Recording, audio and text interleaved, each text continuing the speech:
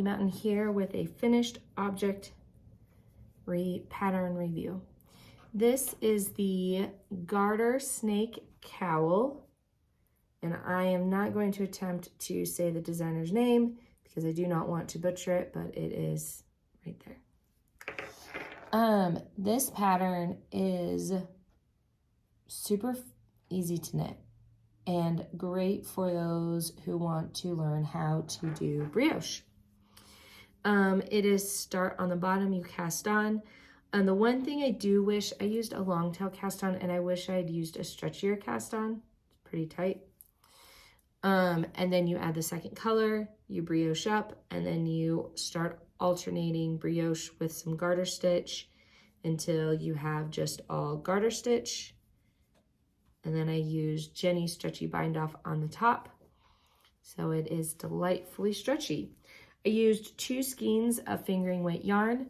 The yellow I used, because this is reversible, is Texas Tulip from Madeline Tosh.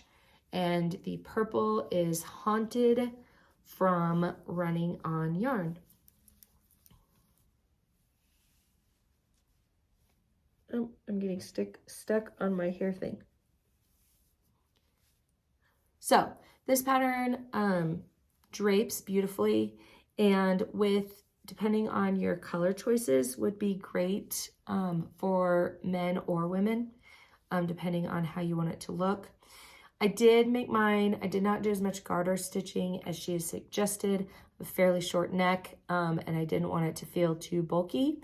So I did not make mine quite as long as it could have been, but worked great. I knit these with some Addy Rocket, squares. And you know me, I love them. So this worked great with magic loop. I used a fairly long cable, probably, I think it was a 40-inch. So I, of course, had to magic loop it, but you could probably easily knit it with a smaller cable if you felt so inclined and didn't want to magic loop. The pattern itself is fairly long because she writes out each row, but that can be very helpful if you are new to doing this, because if you print it out, you can just mark off each row as you complete it. I'd say if you know how to knit and purl and are comfortable knitting in the round, you can most definitely make this pattern without a problem. So happy knitting. I hope you make one, and if you do, tag me. I'd love to see it.